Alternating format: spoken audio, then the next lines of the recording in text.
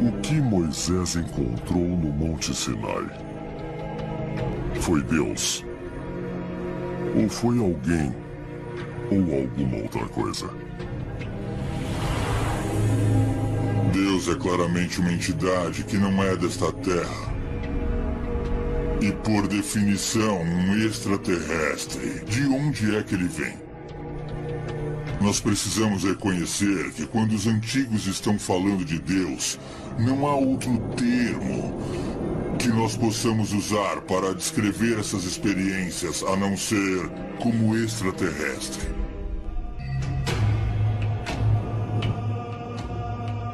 Nos textos antigos da Suméria, existem descrições de seres que desceram dos céus e que se chamavam Anunnakis. A palavra Anunnaki significa aqueles que vieram dos céus. Ela diz literalmente que esses seres desceram dos céus em veículos voadores. E nós encontramos descrições e também imagens dos Anunnakis. E podemos vê-los em estátuas e em gravações. E é mesmo muito interessante ver que esses seres parecem ser viajantes espaciais modernos com trajes estranhos. Alguns usam relógios de pulso, eles vestem botas e capacetes, mas, acima de tudo, asas. E sempre foram descritos ou retratados flutuando acima de todas as pessoas comuns. Então, a pergunta é: quem eram os Anunnakis? De acordo com a hipótese do astronauta antigo, eles eram viajantes espaciais que visitaram a Terra num passado remoto. Para mim, quando eu leio o Gênesis, é exatamente a ideia de uma visitação extraterrestre. Tenho certeza de que há um Deus, não há dúvida disso, que há um poder superior. Mas em algum ponto da história, extraterrestres vieram a este planeta, nos criaram, talvez até terraformaram o planeta para que fosse adaptável à vida. Quando lemos os mitos de criação pelo mundo, uma das coisas que encontramos em todas essas histórias é a ideia de que os deuses buscaram criar um ambiente estável na Terra. A história do Gênesis pode ser vista como um guia passo a passo da terraformação da Terra. No primeiro dia, Deus e os deuses criaram o universo. No segundo dia, os deuses criaram o firmamento. Isso é descrito como uma cúpula ou uma fronteira separando o céu da terra.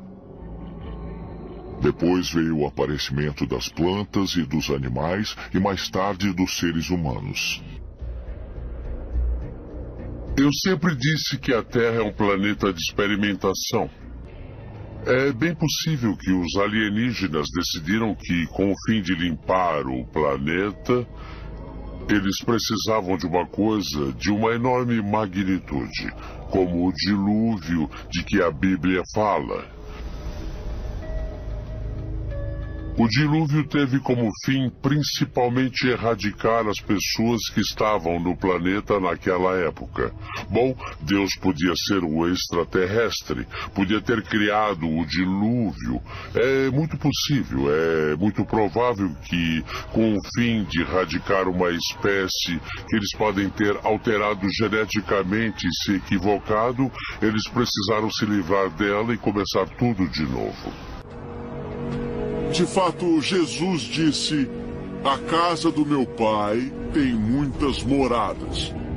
E se isso for apenas uma metáfora que sugere que as casas do universo são um conjunto de espécies diferentes, que o universo é fértil em vida e todos pertencemos a isso. Eu cresci ouvindo a minha avó falando sobre alienígenas, sobre Atlântida e todos esses pontos de vista alternativos da história. Essa era a conversa na hora do jantar na minha casa. Isso significa que a criação é ainda mais magnífica do que nos disseram. Porque o divino está permeado através de todo o universo, não só no planeta Terra. Eu acho que é possível que alienígenas antigos tenham visitado o nosso planeta, porque para nós céticos tudo mudou. Por exemplo, nos últimos 12 anos nós olhamos o pequeno caminho do nosso sistema galáctico e até agora encontramos 3.000 planetas. Quando extrapolamos essa possibilidade por todo o sistema galáctico, é estimado que deva haver bilhões de planetas só em nossa galáxia. Então as chances de encontrar vida são extremamente altas. Mas tenho que dizer uma coisa. Se nós podemos ir até lá, por que eles não podem vir até aqui? Precisamos estar abertos para essa possibilidade que a vida neste planeta foi ligada a seres extraterrestres.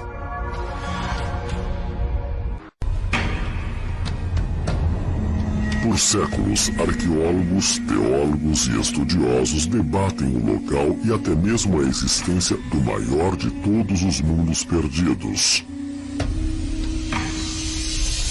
O Jardim do Éden da Bíblia.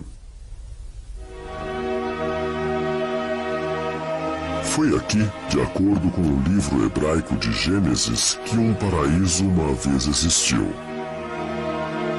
Um paraíso onde os primeiros seres humanos, Adão e Eva, foram de fato criados por Deus.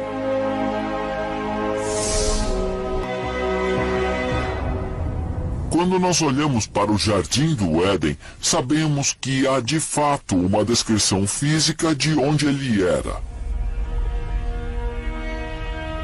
É dito que 4 rios específicos saíam dele, ou de perto dele. Então podemos de fato procurá-lo. 2 destes rios, os rios Tigre e Eufrates, são bem conhecidos. Eles correm por onde é hoje o Iraque. Os outros 2 rios descritos não são bem conhecidos. Os pesquisadores agora acreditam que o terceiro rio, conhecido como o Rio Karun, atravessa o Irã e se junta ao Eufrates ao norte do Golfo Pérsico. Então, em 2010, imagens de satélite revelaram um rio fóssil, ou um leito seco de rio chamado Wadi Baton, que uma vez fluiu pelo norte da Arábia e também se juntou ao Eufrates.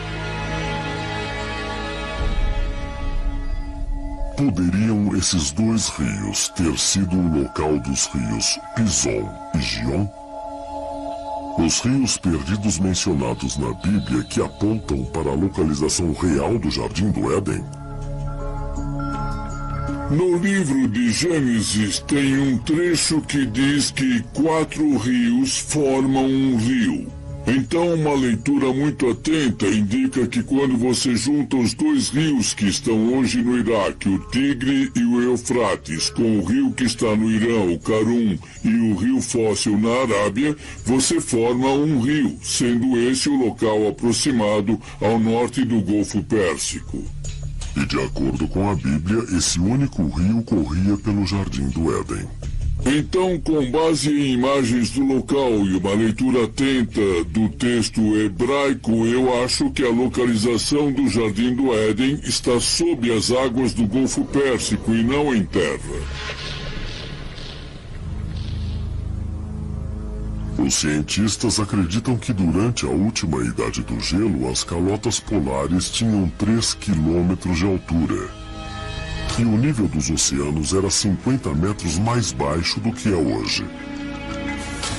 Estudos recentes sugerem que a área do Golfo Pérsico teria sido uma planície seca e fértil do tamanho da Inglaterra, oferecendo um refúgio ideal para alguns dos primeiros humanos fora da África, cerca de 75 mil anos antes.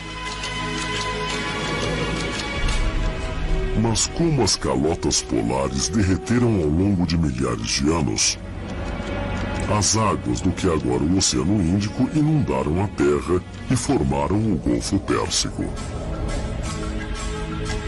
Durante esse longo período, houve pelo menos 3 episódios de inundações muito importantes, onde você veria uma subida de 9 a 12 metros do nível do mar da noite para o dia. Será que uma grande inundação, talvez a descrita na história bíblica da Arca de Noé, foi mesmo a responsável pelo desaparecimento do chamado Jardim do Éden? Mas que a prova pode ser encontrada ao se estudar textos sumérios antigos. Mesopotâmia. A mais antiga civilização conhecida da Suméria é de 5.000 a.C. e seu primeiro assentamento no sul da Mesopotâmia foi chamado Eridu. Os sumérios antigos têm uma história maravilhosa. Eles acreditavam que viviam em uma área que era mais ao sul da Suméria da época. E nós sabemos disso porque eles disseram que saíram do mar. Escritos cuneiformes antigos que sobreviveram em tábuas de argila sugerem que os sumérios foram levados para Eridu por seu deus Enki. Os textos cuneiformes também descrevem uma raça alienígena chamada Anunnaki, que veio à Terra e criou o primeiro homem moderno.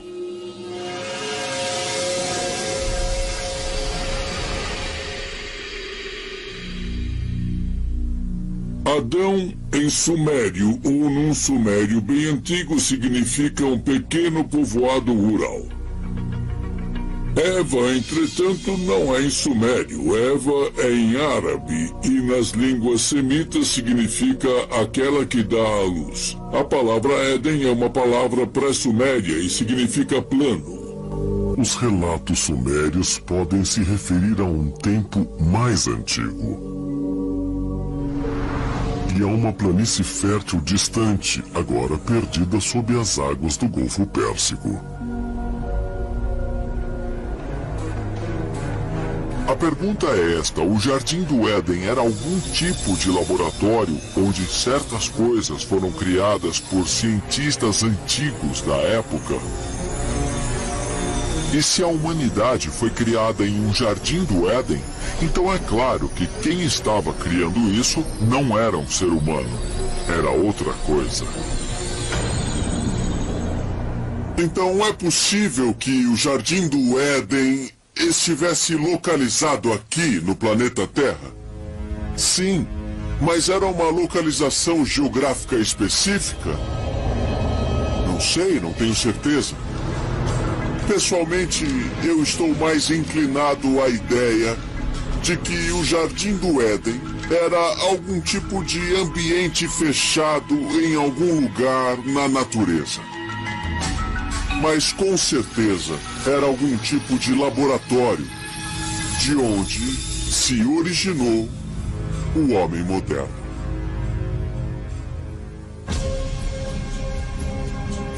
É realmente possível que os primeiros seres humanos fossem criados por seres extraterrestres, no que é referido na Bíblia como o Jardim do Éden? Se assim for, a prova existiu o tempo todo nas tábuas de pedra cuneiformes dos sumérios antigos? Para alguns, as respostas para essas perguntas podem estar na história da origem da primeira civilização da Terra.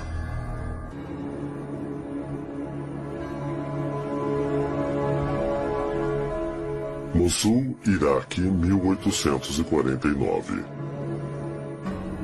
Durante a escavação da cidade bíblica de Nínive, uma equipe liderada pelo eminente arqueólogo britânico Austin Henry Layard descobriu as ruínas de Assurbanipal, a antiga biblioteca assíria. Entre as inestimáveis relíquias, Layard encontrou uma série de tábuas em caracteres cuneiformes chamadas Enuma Elish, ou as 7 tábuas da criação. As tábuas são basicamente um texto escrito em colunas de cerca de 20 a 25 centímetros de altura, 15 a 18 centímetros de largura, e são feitas de argila. E quando a argila estava quase endurecendo, um escriba usava um estilete para gravar as histórias da nossa existência neste planeta.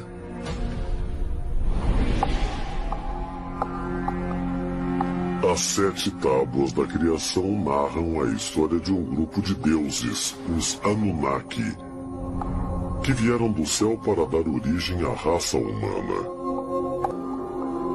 Os professores, com suas mentes brilhantes, não tinham ideia das viagens espaciais, sem falar nos extraterrestres, e todos eles, sem exceção, fizeram a tradução na crença de que as histórias tratavam do Deus Todo-Poderoso.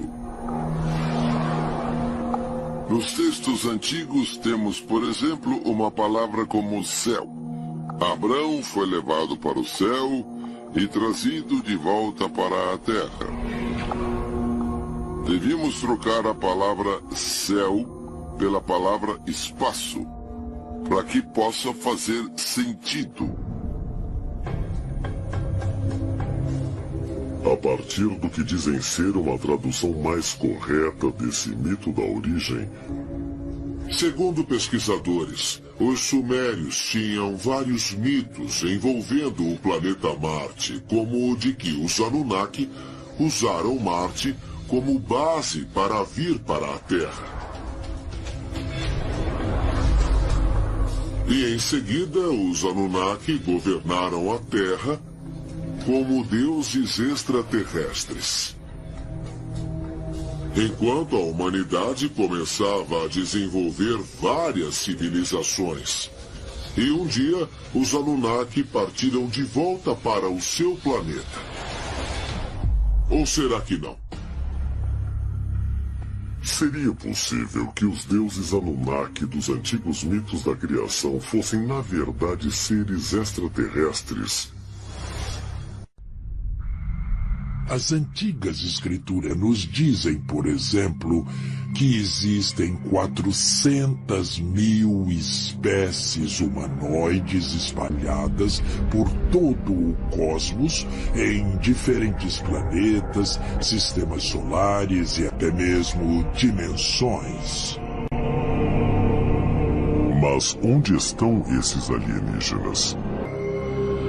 Hoje os cientistas de todo o mundo pararam de esperar e estão agindo para encontrar vida extraterrestre inteligente.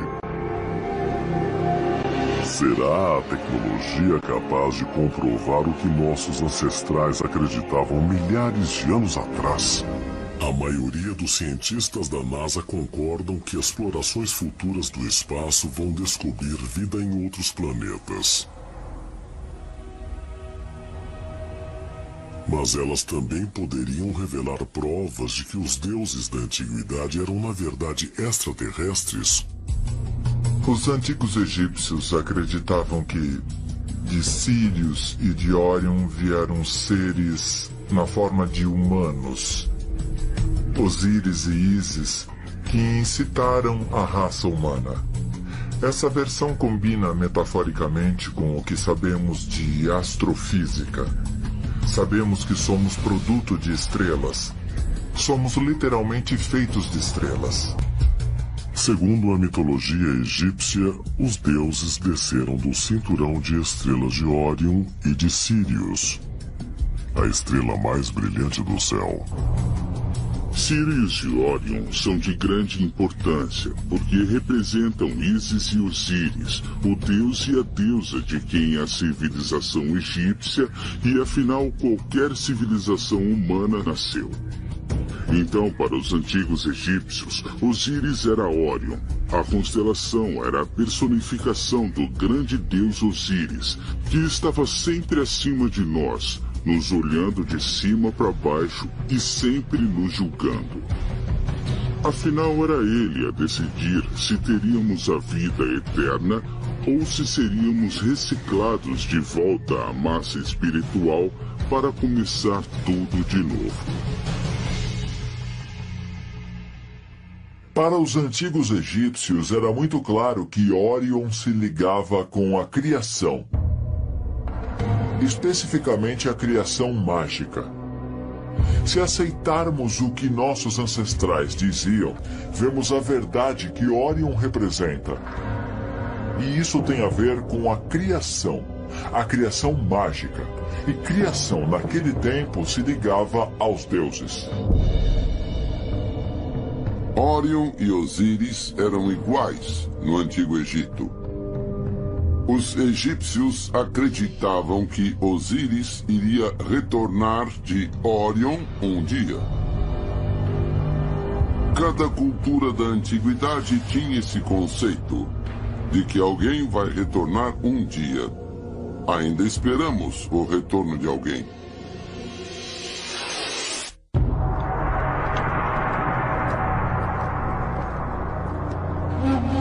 Norte do Iraque, 1849. Na margem esquerda do rio Tigre, perto da cidade de Mossul, uma equipe de arqueólogos do British Museum descobre milhares de placas de argila contendo escrita cuneiforme, que eles acreditam terem sido escritas por sacerdotes babilônios no século VII a.C. Entre as placas encontradas estavam duas misteriosas relíquias que se tornaram conhecidas como catálogos babilônicos das estrelas.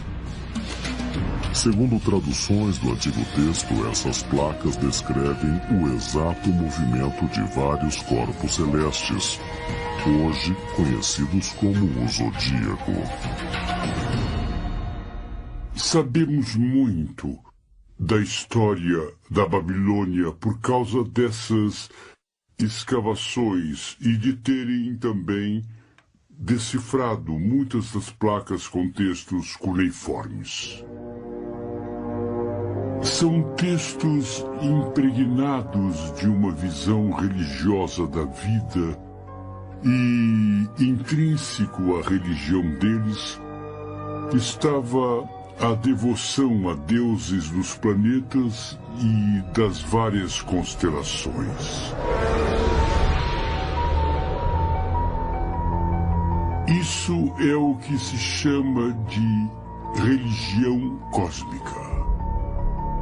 Segundo alguns pesquisadores, as placas de argila são a prova de que a antiga civilização babilônica recebeu conhecimento celeste de viajantes estelares.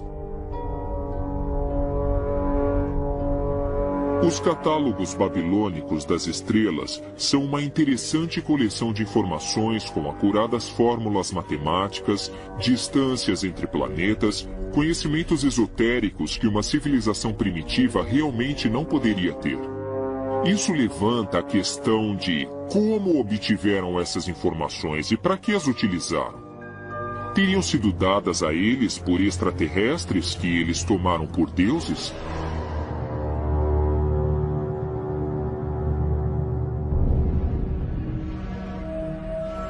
Como em muitas culturas antigas, os babilônios descrevem Orion tanto como constelação quanto como ser supremo. Nos escritos deles, Orion é chamado de o leal pastor dos céus e o Deus-chefe de reinos celestes. Seriam esses registros mais uma prova que liga o homem a seres extraterrestres? Para os babilônios, a constelação de Órion era chamada Sipasi-Ana, que quer dizer pastor de Anu. Normalmente traduziríamos isso por pastor do céu, porque Anu era visto como Deus do céu. Se voltarmos ainda mais, vamos achar uma antiga representação de Órion em forma que mais parece um pássaro e com referência a ele como mensageiro. Será possível que o que temos aqui é uma descrição rudimentar de um tipo de dispositivo de comunicação interestelar? Estariam os católicos babilônicos potencialmente documentando uma antiga estação espacial extraterrestre orbitando a Terra, habitada por antigos alienígenas vindos de Órion?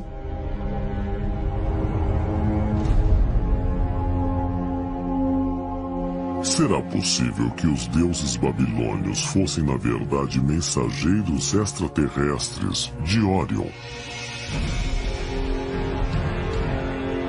Se for assim, poderiam esses visitantes do outro mundo ter criado a humanidade aqui, no crescente fértil, onde a civilização historicamente começou há mais de 5.000 anos? Os babilônios tinham uma forte tradição das origens do ser humano. Havia algumas variações, mas o princípio básico que se acha entre os babilônios é que os deuses queriam dormir muito, queriam comer muito e que ficavam cansados de cuidar da agricultura e de terem de cozinhar. Então criaram um grupo de seres inferiores, os seres humanos, para cuidarem da agricultura e das coisas para eles. Foi na Mesopotâmia que se deu a aurora da civilização. Foi um dos primeiros locais onde os alienígenas vieram para começar a semear a civilização no planeta. E a civilização evoluiu para a Suméria e Babilônica. Se olharmos os hieróglifos sumérios, os hieróglifos egípcios, a história dos maias, se olharmos essas culturas, o que veremos será a mesma história contada de modos diferentes e em linguagem diferente. Os que vieram das estrelas vieram para cá e começaram a civilização humana.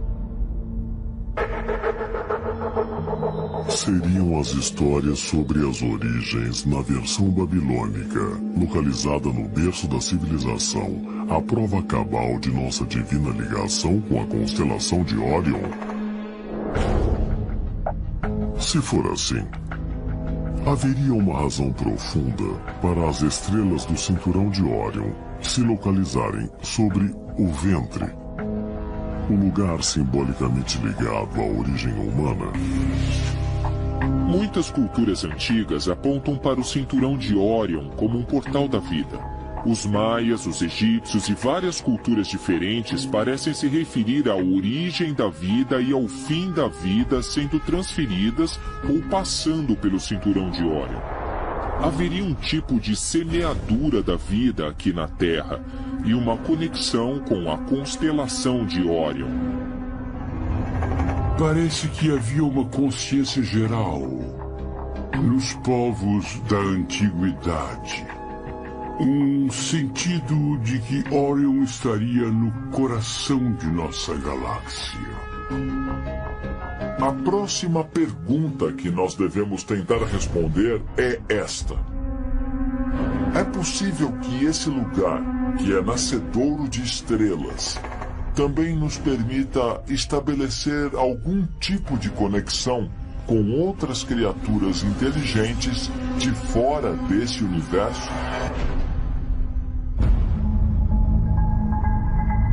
Considerando que a nebulosa de Órion é um nascedouro de estrelas, Seria possível o cinturão de Órion literalmente marcar o lugar na galáxia onde a vida da Terra começou?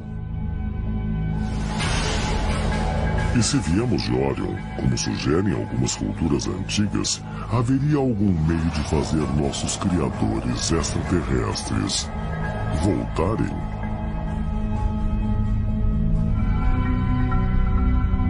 Quando se veem as correlações entre Órion, o que isso parece mostrar é que nós viemos de Órion, é de lá que vieram os extraterrestres. E se nós tivermos de ir a Órion, o que acharíamos lá provavelmente seria um planeta muito similar à Terra.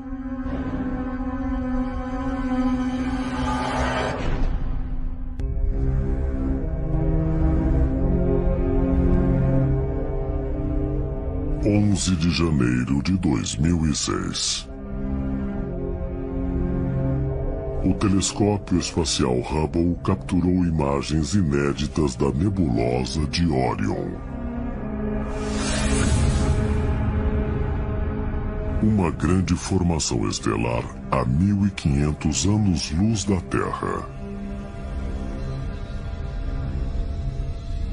A foto panorâmica revelou mais de 3.000 estrelas em vários estágios de vida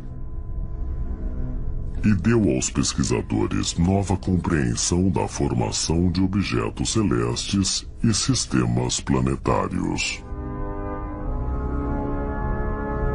Segundo teorizam modernos cientistas, é aí, nessa misteriosa nuvem de poeira e gás, que estrelas e planetas podem ter sido criados há bilhões de anos. Astrônomos se referem a ela como M42, nome não muito charmoso, mas como viveiro de estrelas, onde as estrelas nascem. Então essa parte de Órion está sendo muito estudada pelos astrônomos. É uma região de formação rápida de estrelas. Há estrelas jovens e provavelmente muitos planetas também jovens, formados por gás e poeira cósmica da nuvem que se transforma na nebulosa de Órion. Estrelas que nascem, obviamente mostram que certas coisas estão acontecendo no local a um nível que simplesmente nós não entendemos bem. Mesmo com a tecnologia de hoje, viajar a Órion levaria centenas de milhares de anos. Mas não haveria outro mecanismo mais profundo, talvez de fora deste mundo, que tornasse uma viagem dessas possível durante a vida? Nossos foguetes mais rápidos são muito lentos e insignificantes. Estamos falando sobre 1/100º da velocidade da luz, com sorte. Qualquer objeto que lançarmos para fora do sistema solar levará milhares de anos para chegar à estrela mais próxima. Acredite se quiser, mas com 4 bilhões e 600 milhões de anos, nosso sistema solar é um dos mais jovens no universo. Se houver civilizações em outras galáxias, será que são mais avançadas do que as da Terra? Será que estão à nossa frente na capacidade de viajar pelo espaço e pelo tempo?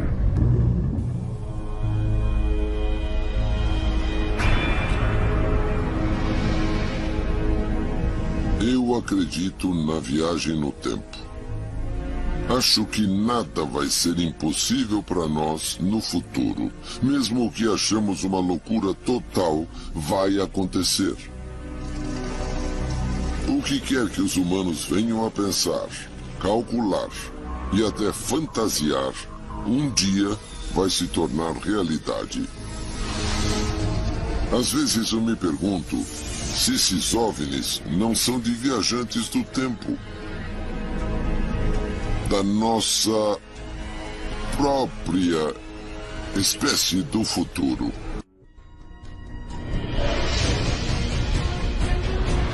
E se for assim, como chegaremos lá? E o que ou quem vamos encontrar quando chegarmos? Talvez um dia desvendemos o mistério de Orion e revelemos nossa origem celeste por nós mesmos.